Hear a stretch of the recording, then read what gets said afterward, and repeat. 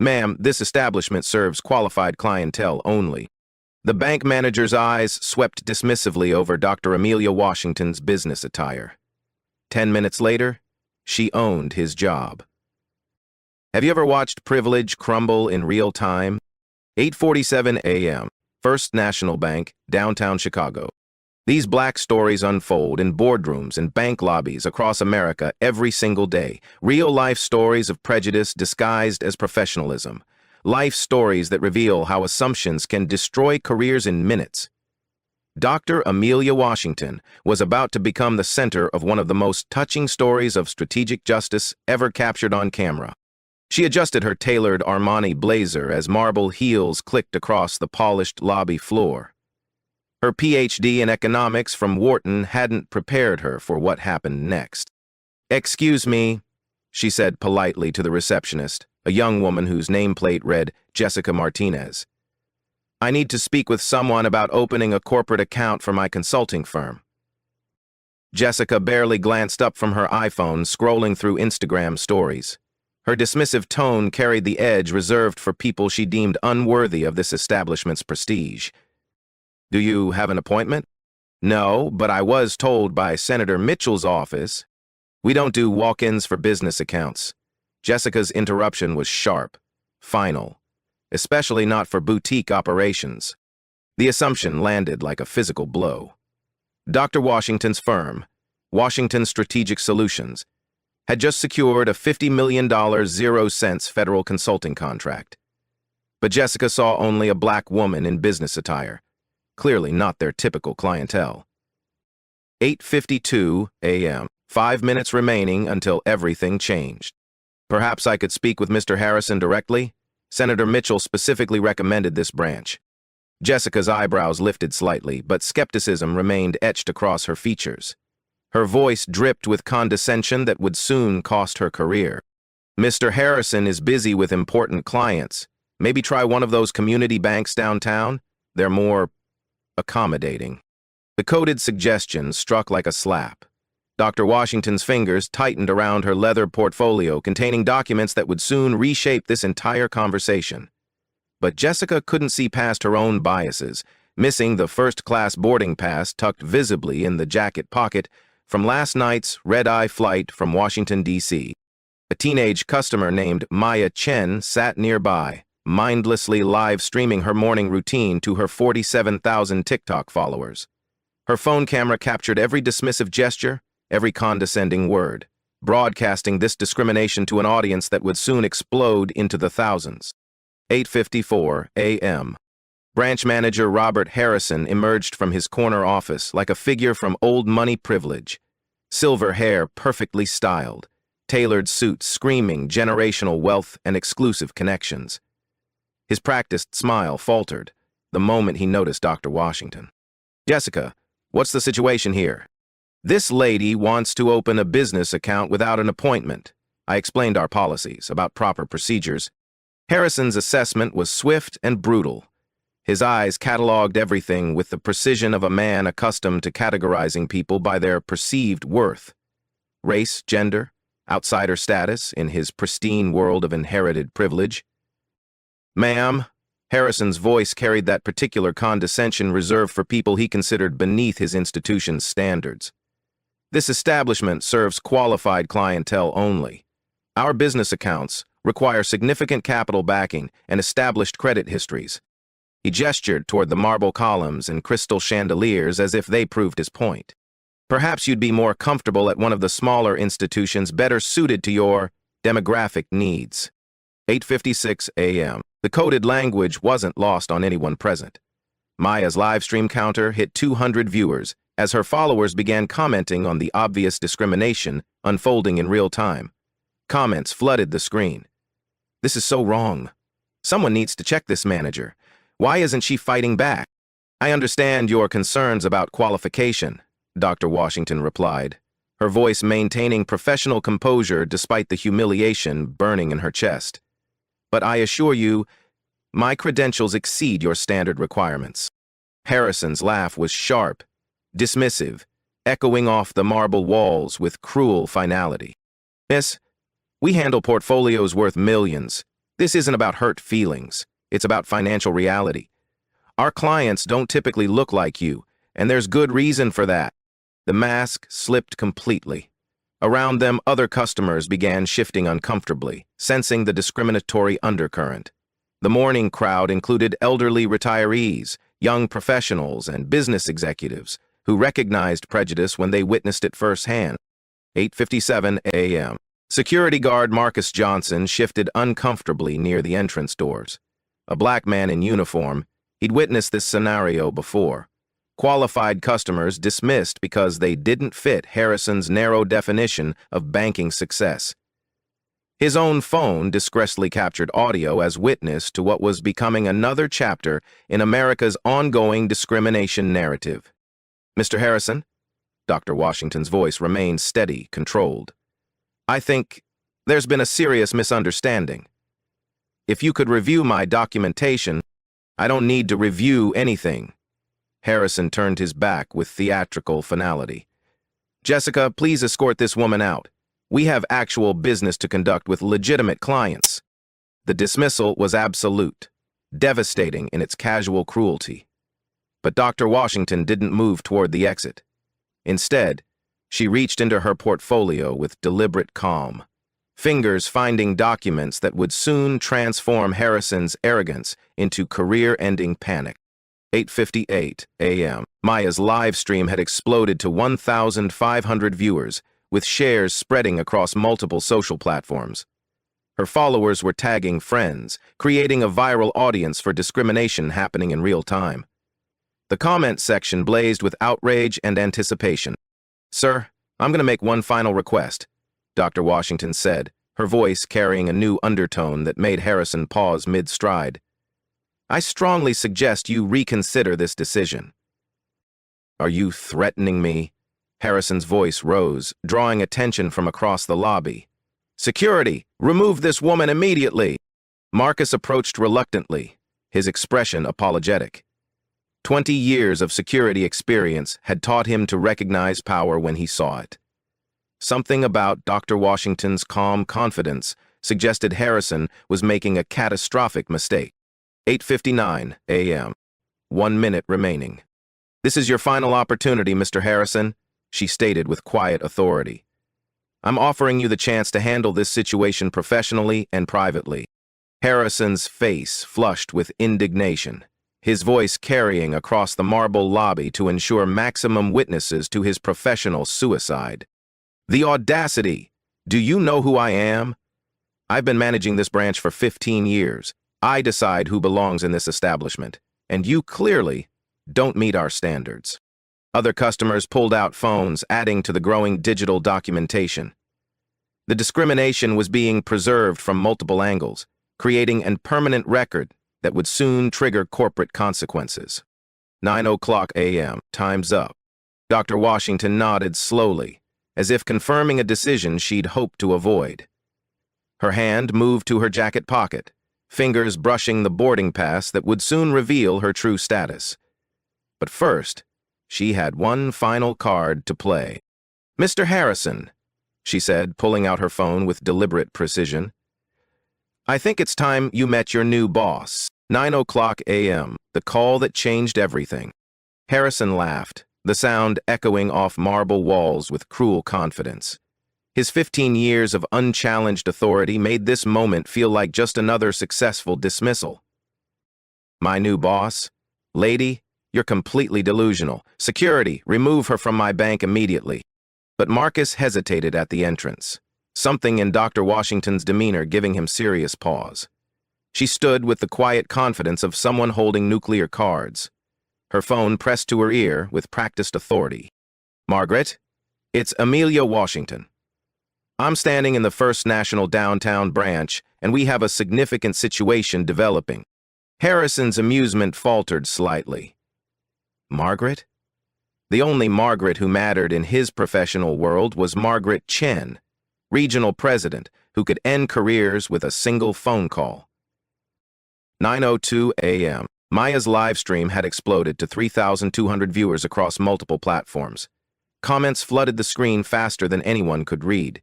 "This manager is about to get destroyed." She's way too calm. Something big is coming. Why is security backing away? Someone's about to lose their job, and it's not her. Jessica nervously approached Harrison, her earlier confidence evaporating as she sensed the power dynamics shifting beneath her feet. Sir, maybe we should listen to what she's trying to say. Should what? Harrison's voice cracked slightly.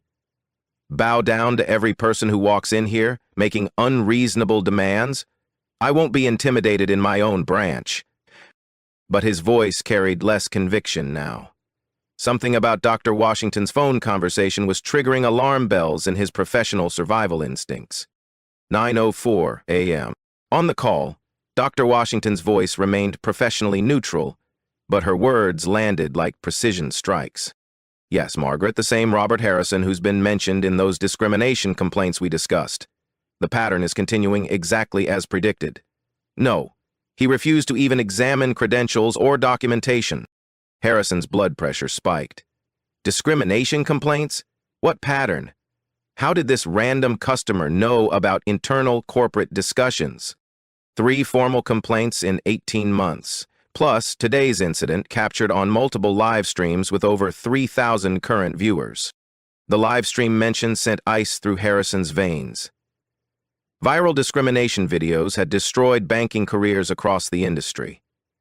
His casual prejudice was being broadcast to thousands of witnesses in real time. 9:05 a.m. Harrison snatched the phone from Dr. Washington's steady hand, his composure cracking under pressure. This is Robert Harrison, branch manager. Who exactly am I speaking with? The voice on the other end was crisp, authoritative, and terrifyingly familiar. Mr. Harrison, this is Margaret Chen, regional president. Please explain immediately why you are refusing service to Dr. Washington. The color drained from Harrison's face like water from a broken dam. Dr. Washington? The phone nearly slipped from his sweating palm as the implications crashed over him. Margaret, there's been a misunderstanding.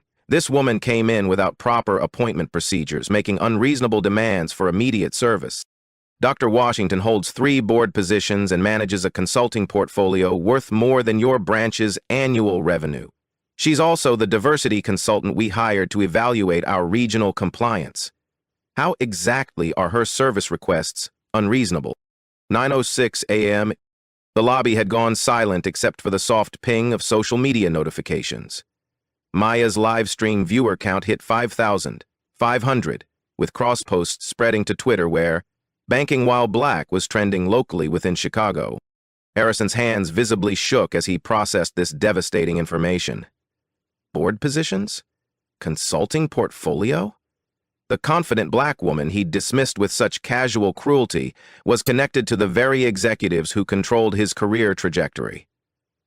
I didn't know about her background, he stammered into the phone, desperation creeping into his voice. You didn't know because you didn't ask. You saw a black woman and made assumptions based entirely on racial prejudice. Dr. Washington, are you still there? Dr. Washington retrieved her phone with the same calm authority she'd maintained throughout the encounter. I'm here, Margaret. Everything has been documented, including witness statements and video evidence. I'm sending David Reeves from corporate security immediately. Don't leave that branch until he arrives for investigation. 9:07 a.m. David Reeves.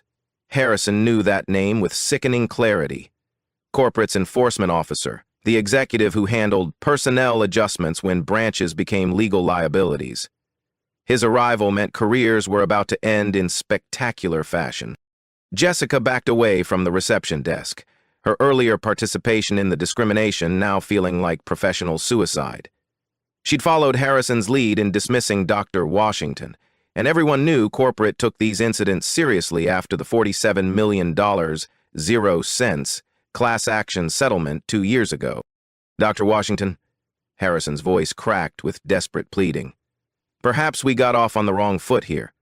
Let me personally handle your account setup with our premium services. The time for professional courtesy passed 9 minutes ago, she replied with devastating calm. She turned to address the growing crowd of customers, many still recording. I want everyone present to witness what happens when assumptions replace professionalism in American banking. 9:08 a.m. Marcus approached Dr. Washington respectfully, his security uniform reflecting his moral courage. "Ma'am, I apologize sincerely for what happened here. This behavior doesn't represent the values this institution should uphold." His words carried significant weight. A black security officer acknowledging discrimination he'd witnessed, creating additional testimony for the developing corporate investigation. Maya's live stream chat exploded with support for Marcus's courage to speak truth to power. Harrison realized his situation was deteriorating with nuclear speed. He hadn't just discriminated against a random customer. He'd systematically humiliated a board-connected consultant while being broadcast to thousands of viewers in real time. It was 9:09 a.m. "Please," Harrison begged Dr. Washington, his 15 years of arrogance crumbling into pathetic desperation. "Let's handle this situation privately. There's no need for public exposure or corporate intervention. You made this public when you announced my inadequacy to the entire lobby," she interrupted with surgical precision. "You wanted an audience for your power display. Now you have one, watching your consequences." The viral audience had grown to 8,000 viewers, with shares spreading across multiple platforms. Local news outlets were already reaching out to Maya for interviews. What started as casual live streaming had become viral documentation of banking discrimination. 9:10 a.m. A black SUV pulled up outside the glass entrance. Through the doors, Harrison saw David Reeves stepping out with the grim expression of corporate enforcement. His arrival meant investigations, terminations, and career-ending consequences. Maya's phone captured Reeves' entrance, her followers realizing they were witnessing something unprecedented. This wasn't just discrimination, it was accountability, happening in real time, broadcast to thousands of fascinated viewers. Jessica, Dr. Washington's voice stopped the receptionist's attempted escape. "Please remain here. Mr. Reeves will need statements from everyone involved in this incident." Jessica's face crumpled as she realized her casual participation in Harrison's bias would have permanent consequences. Her minimum wage job suddenly felt precious and vulnerable. 9:11 a.m.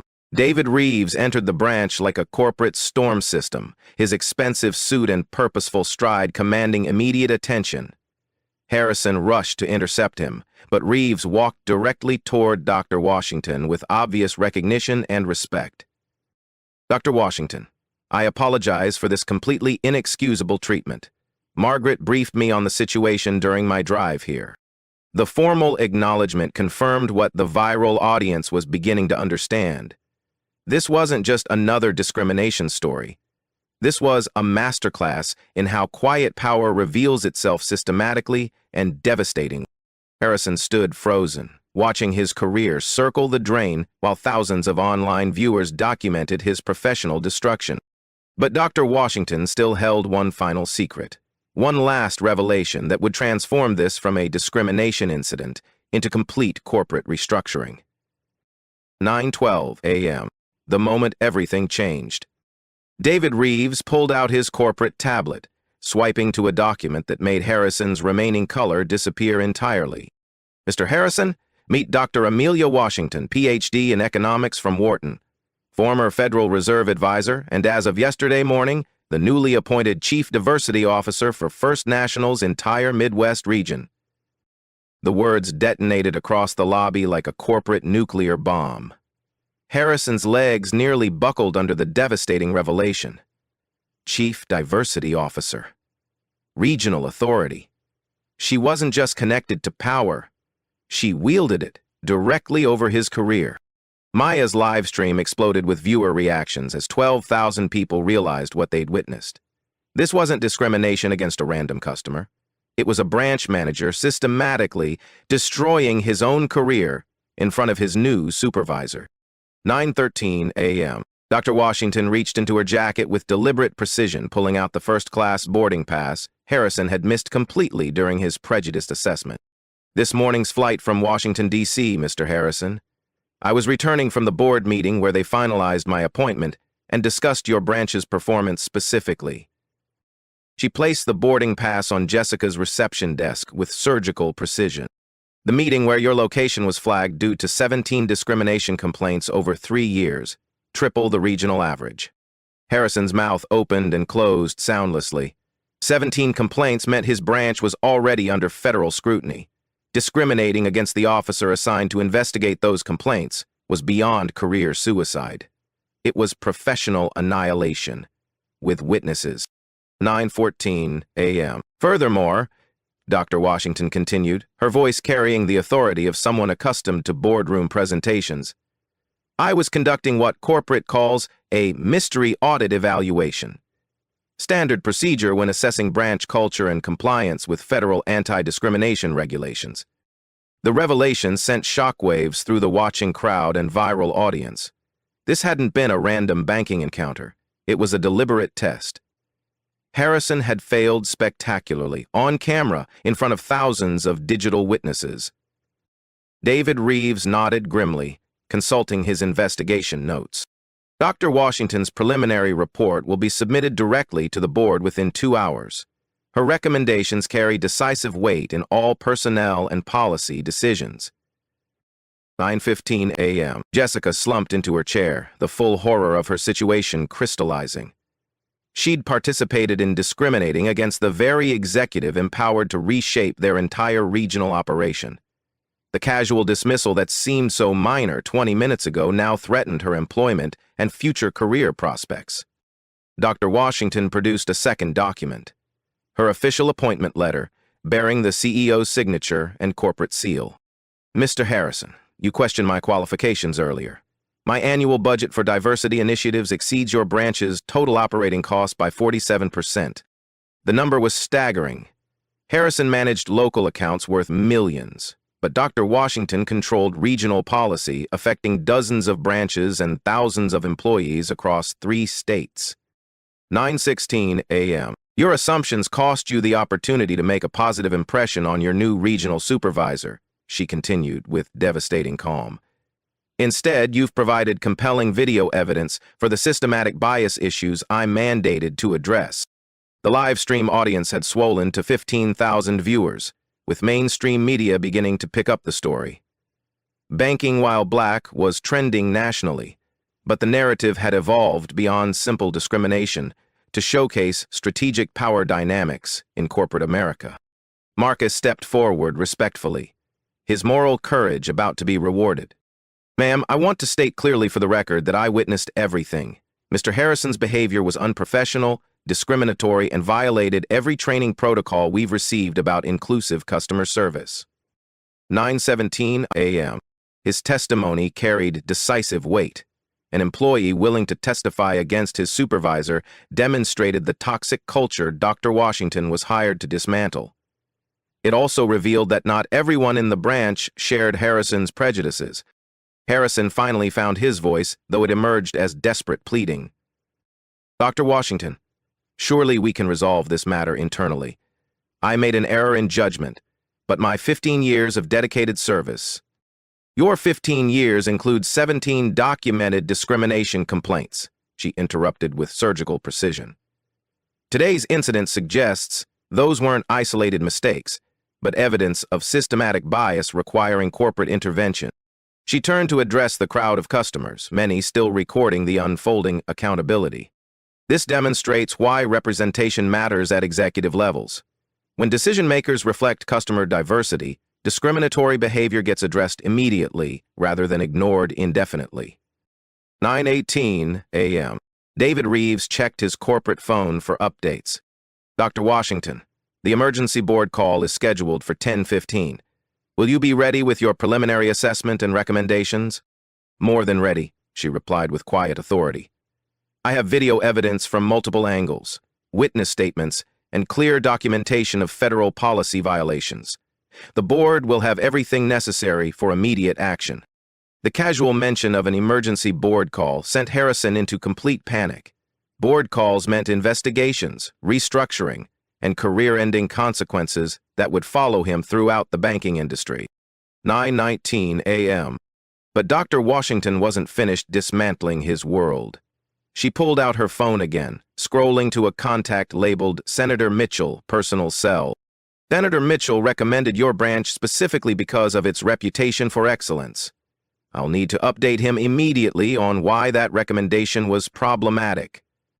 Political connections. Harrison's discrimination had potentially embarrassed a sitting U.S. senator who'd vouched for the branch's service quality. The ripple effects were expanding beyond corporate consequences into political ramifications that could trigger federal investigations. 9:20 a.m. The live stream reached 20,000 concurrent viewers as people shared the story across every social platform. This was becoming more than viral content.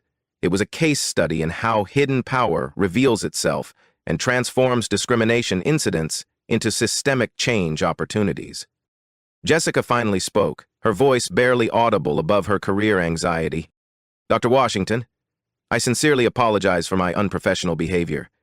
I should have been more respectful and thorough. Jessica, your behavior followed your manager's discriminatory lead, Dr. Washington replied. That's exactly the toxic culture problem I'm here to address systematically. Leadership sets the tone, and Mr. Harrison's tone was prejudiced from my first step into this building. 9:21 a.m. Harrison made one final, desperate attempt to save his career. Please, Dr. Washington, I have a family, a mortgage, responsibilities. Can't we find a way to handle this that doesn't completely destroy my livelihood? Dr. Washington's expression remained professionally neutral, but her words carried the weight of corporate justice.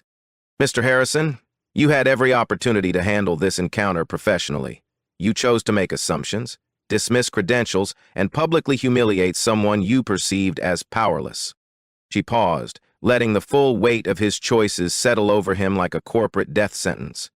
The consequences you're facing aren't revenge. They're accountability. There's a fundamental difference.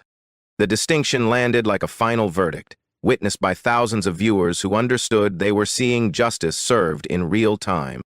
10:15 a.m., Conference Room 47, Corporate Headquarters. The emergency board call assembled financial power brokers from across 3 time zones. Through floor-to-ceiling windows, downtown Chicago sprawled below as executives dialed in from New York, Atlanta, and Los Angeles, their careers intersecting with Harrison's professional destruction. Dr. Washington sat at the polished mahogany table, her laptop displaying the viral video that had reached 75,000 views across multiple platforms. Beside her, David Reeves organized legal documents, while Margaret Chen reviewed preliminary investigation findings on her tablet. Ladies and gentlemen, Chairman William Thornton's voice crackled through premium speakers. This is exactly the type of incident that cost us $47 million in the Hendricks discrimination settlement. Dr. Washington, please provide your assessment. 10:17 a.m. Dr. Washington activated the presentation screen, displaying hard numbers that made board members shift uncomfortably in their executive chairs. The Harrison branch has generated 17 discrimination complaints over 3 years, 300% above system average. Customer retention among minority clients is 34% below regional standards. Most critically, we're facing viral exposure, with current reach approaching 100,000 views and engagement climbing exponentially. Board member Patricia Knowles leaned forward, her legal background immediately focusing on liability exposure. What's our potential legal exposure, David? Significant and growing, Reeves replied grimly. Dr. Washington's treatment was captured on multiple live streams with thousands of witnesses. Clear Title VII violations, potential Section 1981 civil rights claims, and documented pattern evidence if this reaches class action status. 10:19 a.m. The financial implications hung heavy in the corporate atmosphere. Another major discrimination lawsuit could trigger federal oversight and compliance monitoring that would cost millions in operational restrictions and reputation damage. Furthermore, Dr. Washington continued, clicking to her next slide, Senator Mitchell's office has already received constituent complaints about this incident. Political pressure is building for congressional hearings on banking discrimination, something we absolutely want to avoid. Chairman Thornton's voice tightened with concern. What are your immediate recommendations, Dr. Washington? immediate termination of branch manager Harrison with public acknowledgement of responsibility, complete retraining of remaining staff with bias testing protocols, implementation of real-time discrimination reporting systems. Most importantly, comprehensive audit of our hiring and promotion practices to prevent future incidents. 10:21 a.m. Board member James Crawford, calling from Manhattan, raised procedural concerns. Those measures seem extreme for one isolated incident, regardless of viral attention. Dr. Washington's response was swift, data-driven, and devastating. Mr. Crawford, this isn't one incident. It's visible manifestation of systematic problems. Harrison's branch ranks last in diversity metrics across our entire Midwest region. 0 minority managers in 15 years. 89% white staff composition in a 52% minority service area. She clicked to a damning statistical comparison that silenced objections. Compare that to our Atlanta branches, where diversity initiatives have increased customer satisfaction by 23% and reduced discrimination complaints by 67%. 10:23 a.m. The numbers were irrefutable evidence that diversity wasn't just ethical positioning, it was profitable business strategy, with measurable financial returns. Margaret Chen added supporting evidence from her regional analysis. Our actuarial data shows branches with diverse leadership generate 18% higher revenue and experience 41% fewer legal challenges. The Harrison branch's demographic disconnect is costing us both money and reputation systematically. Patricia Knowles reviewed her legal notes with growing concern. What about Harrison's employment contract? 15 years of service complicates standard termination procedures. David Reeves consulted his legal database with practiced efficiency. His contract includes comprehensive morals clauses and professional conduct standards. Public discrimination against a regional officer constitutes breach of multiple contractual obligations. Termination is legally justified and fiscally necessary. 10:25 a.m. The viral video had exploded across social media platforms with unstoppable momentum. Banking While Black was trending nationally, with news outlets requesting exclusive interviews and civil rights organizations issuing public statements. The story was evolving beyond local incident into national conversation about systemic banking discrimination. Dr. Washington, Chairman Thornton's voice, carried new urgency. If we implement your recommendations immediately, can we control the narrative damage? Partially, she replied with strategic honesty. Swift action demonstrates accountability and commitment to genuine change. However, the damage to Harrison's branch reputation requires long-term rebuilding efforts. I recommend temporary closure for comprehensive cultural restructuring. 10:26 a.m. The financial impact was staggering in its scope. Temporary closure meant lost revenue, customer transfers to competitors, and significant competitive disadvantage. But continued operation under current toxic conditions risked class action lawsuits and federal regulatory intervention. Board member Elena Rodriguez joined from Los Angeles with operational questions. What's the realistic timeline for complete implementation? Harrison's termination must happen within 2 hours, Dr. Washington stated firmly. Every minute we delay adds to legal liability and public relations damage. Staff retraining begins Monday, with branch reopening contingent on successful completion of federal bias certification programs. James Crawford raised final procedural concerns. This sets a precedent for instant termination based on viral videos. What about due process and investigation protocols? 10:28 a.m. Dr. Washington's response revealed the full scope of her meticulous preparation. Mr. Crawford, I've documented 17 specific policy violations from this morning's incident alone. Denial of service based on racial assumptions, failure to review customer qualifications, public humiliation of clientele, and direct insubordination to corporate diversity directives. She displayed Harrison's complete personnel file on the presentation screen. Additionally, his record includes 3 formal discrimination complaints, 2 customer service failures, and documented resistance to mandatory diversity training requirements. This isn't precipitous action. It's overdue accountability for systematic bias. 10:30 a.m. The evidence was overwhelming and legally bulletproof. Harrison's termination wasn't about one viral incident, but a documented pattern of professional failures that had finally been publicly exposed with devastating clarity. Chairman Thornton called for preliminary vote on immediate action. All in favor of implementing Dr. Washington's complete recommendations?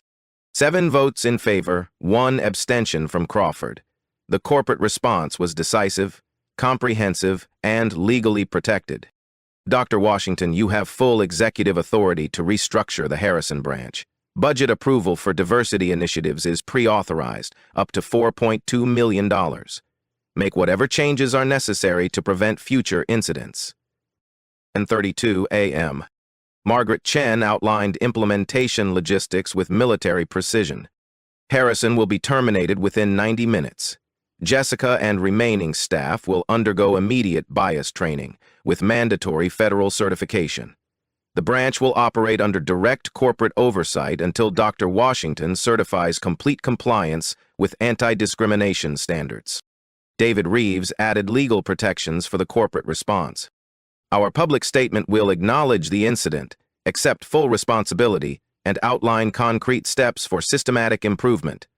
Complete transparency to demonstrate our commitment to measurable change rather than performative gestures. 10:35 a.m. As the board call concluded, Dr. Washington felt the full weight of corporate authority supporting her systemic reform initiatives. This wasn't just about one discriminatory manager.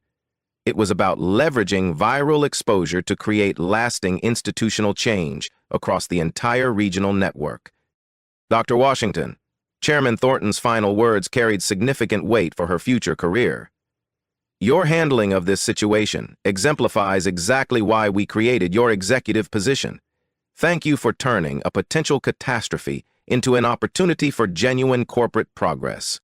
The phone lines disconnected, leaving Dr. Washington and her team to begin the complex work of transforming a toxic branch culture into a model of inclusive banking practices. Outside the conference room windows, Chicago continued its daily rhythm, unaware that a discriminatory encounter in a downtown bank had just triggered sweeping changes in corporate policy, personnel practices, and executive accountability measures.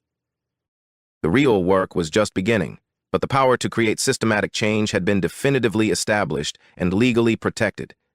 12:30 p.m. Back at the branch. Harrison cleaned out his desk under the watchful supervision of corporate security officers. His hands trembled as he packed 15 years of career memories into a standard cardboard box. The full weight of his discriminatory choices crushing down with each personal item removed from his former office. The viral video had exploded to 150,000 views across multiple platforms, transforming his casual prejudice into a permanent case study of corporate accountability in the digital age.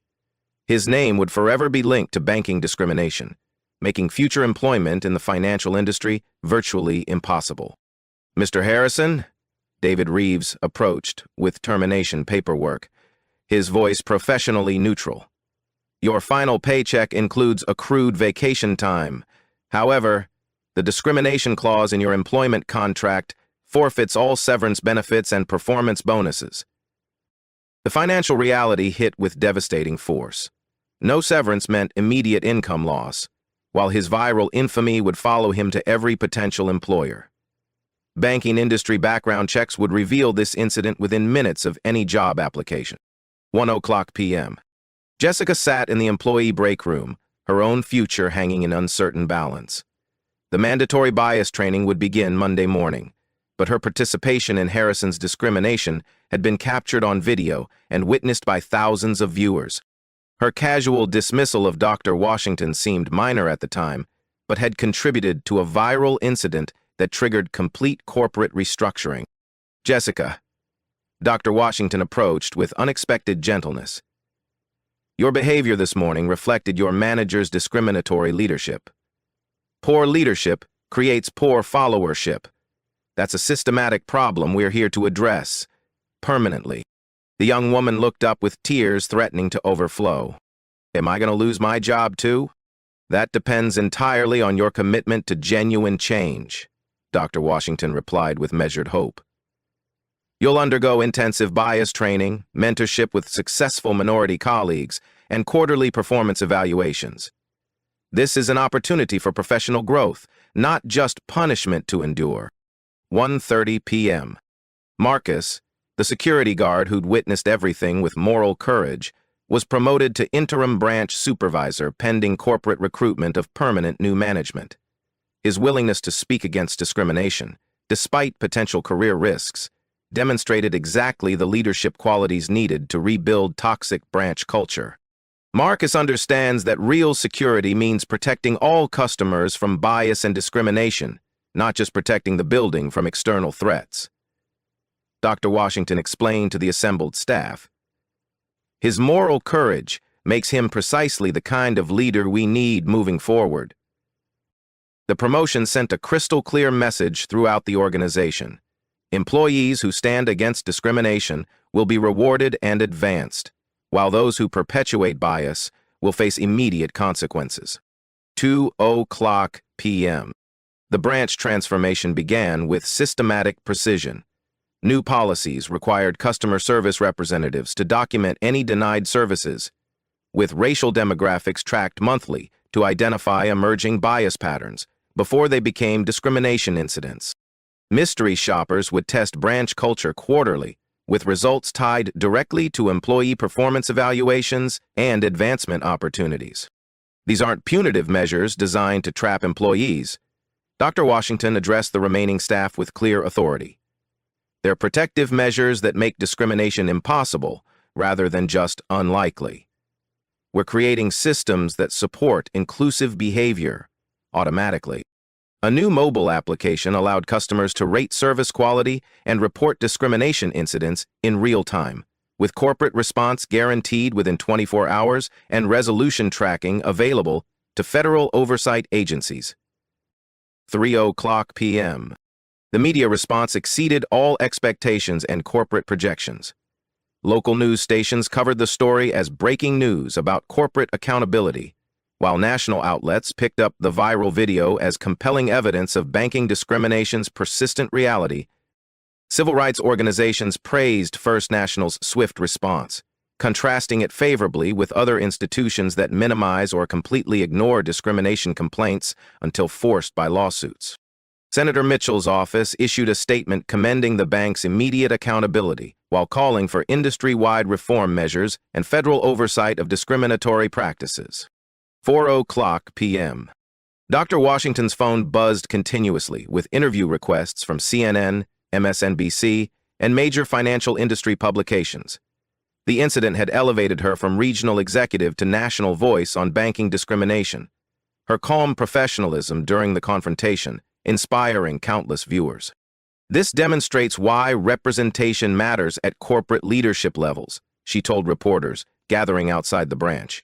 When decision-makers reflect customer diversity, discriminatory behavior gets addressed immediately rather than ignored indefinitely. Her message resonated powerfully across social media, where banking while black evolved from protest hashtag to progress symbol, representing corporate accountability in action. 5:00 p.m. The branch's customer demographics began shifting within hours of the viral incident.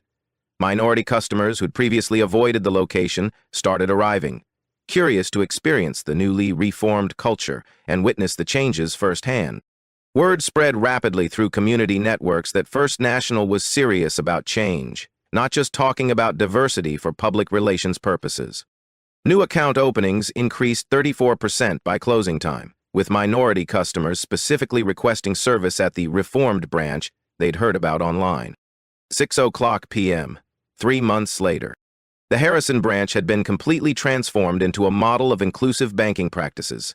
Customer satisfaction scores ranked first in the region, with minority client retention exceeding system averages by 42%. The systematic changes implemented after Harrison's termination had created measurable improvements across every performance metric. Jessica completed her bias training with distinction, earning promotion to assistant manager under Marcus's mentorship. Her transformation from casual discriminator to inclusive leader demonstrated that people could change when given proper training and accountability structures. I learned that assumptions aren't just wrong, they're expensive. she reflected during her quarterly review. That morning cost Mr. Harrison his career and nearly cost me mine. Now I understand that every customer deserves respect regardless of appearance or background. 3 months later, corporate headquarters. Dr. Washington presented her comprehensive regional assessment to the full board of directors. The data was remarkable in its clarity and consistent across all measured categories. Discrimination complaints have dropped 89% across all branches implementing our systematic reforms. Customer satisfaction increased by 31%, while employee retention improved by 26%. Most significantly, revenue from minority customers increased by 53%, adding $12.7 million to annual profits. The numbers proved that diversity wasn't just ethical imperative, it was profitable business strategy, with measurable financial returns that benefited shareholders and communities simultaneously. 6 months later, national impact. The Harrison incident had triggered industry-wide policy changes across major banking institutions. Federal regulators cited Dr. Washington's systematic approach as a model for corporate accountability, recommending similar transparency measures and real-time discrimination reporting systems.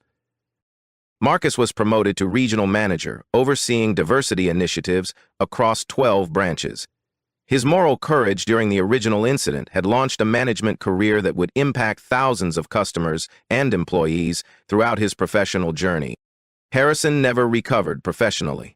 The viral video followed him to every job interview, his casual discrimination becoming a permanent barrier to employment in the financial services industry.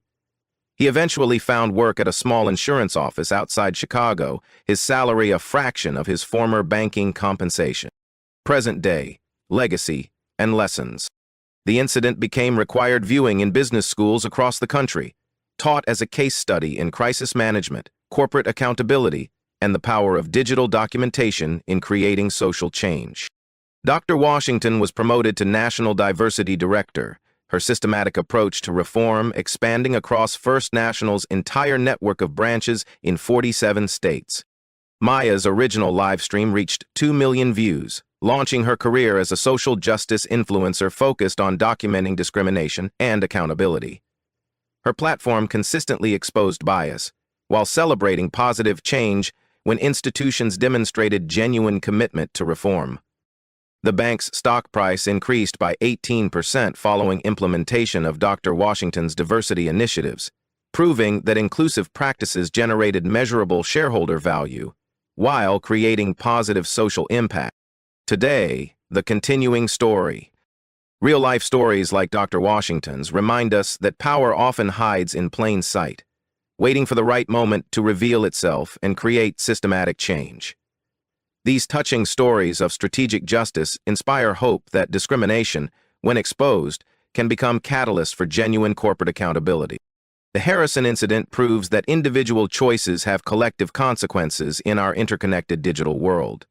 One manager's casual prejudice triggered institutional reform affecting thousands of employees and customers across multiple states. Life stories of quiet courage, like Marcus standing against discrimination despite personal risk, demonstrate that moral leadership emerges from unexpected places when given opportunity and support. Black stories in corporate America continue evolving as more executives reach positions where they can transform discriminatory cultures into inclusive environments that benefit everyone professionally and financially. Dr. Washington's systematic approach to reform created lasting change that extended far beyond one viral incident, proving that strategic patience, combined with decisive action, can reshape entire industries. What other stories of hidden power and strategic justice would you like to see? Share your thoughts in the comments below, and don't forget to subscribe for more real-life accounts of courage, accountability, and positive change. Together, we can continue documenting these important stories that inspire and educate.